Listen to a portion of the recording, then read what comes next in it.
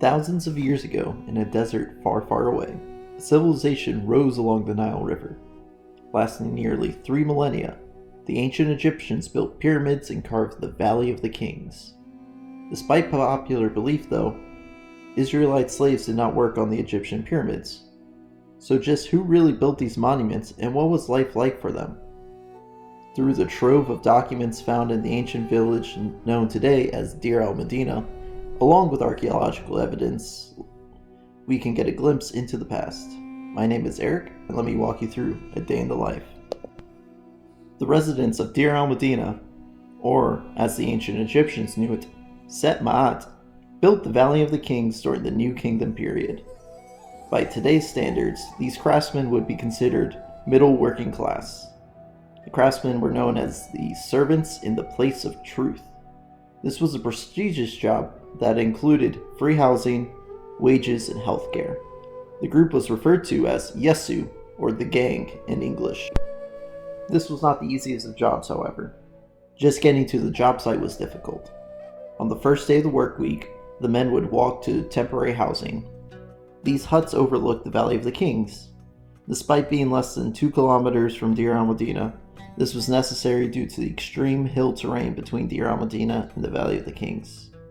From temporary housing, the craftsmen would have to descend 93 meters, or the equivalent of 28 stories, and they would have to do this at the beginning and end of the day. Once in the valley and ready to work, the gang was split into 2 groups, left and right respectively. This split was also used for administrative purposes. These groups were led by a foreman and a scribe. The scribe was actually paid less than the workers, but this was balanced by how much the scribe would make in his free time. The foreman did not directly hire or fire any of the workers and was appointed by the pharaoh. The job of hiring and firing workers was left to the vizier, but he often listened to the foreman.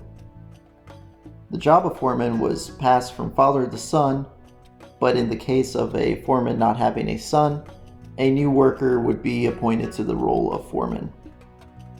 The vizier was also in charge of the payment of wages. This was 5 cars of wheat a month, or a little over 100 pounds of wheat. This is said to easily feed 10 people, which coincides with the size of the average Egyptian family in Deir el Medina. The few times that payment was late, however, led to some of the first recorded worker strikes in history. The foreman did have a few ways to improve morale though. The normal Egyptian work week was 9 days, and then you would have 1 day of rest, but in Deir el Medina, there are records of the teams taking 2 or 3 day weekends, often unofficially. So far, I've only discussed the men of Deir el Medina, but what would the women be doing during the work week? Well, starting with the wife of the foreman, she usually held a religious leadership role in a local shrine. The rest of the wives were in charge of raising their children, taking care of the household to include finances, baking bread, and brewing beer. Sometimes during the week they would trek to temporary housing to drop off food and beer for their husbands and co-workers. So how would these people spend their free time?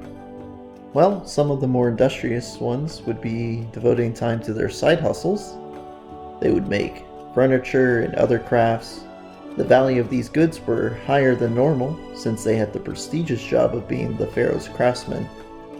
And who wouldn't want a royal chair?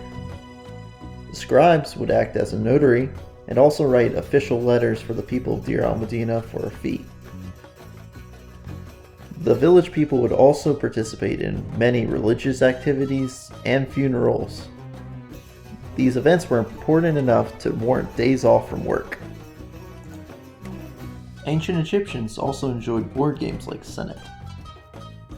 The diet of the residents of Deir el Medina was mostly vegetarian, with a heavy reliance on grain, as seen with their payment. Breakfast consisted of bread and beer. They would often then skip lunch, considering breakfast and dinner to be the only important meals. Dinner would be a little bit more diverse, with vegetables like onions and cabbage. Meat and dried fish, however, would be reserved for special occasions. Life as one of the pharaoh's craftsmen was one filled with physical labor and toil. It was one that the people of Deir el Medina found honor in living. Well, that's it for today. I hope you enjoyed this journey through a day in the life, and I'll catch you next time.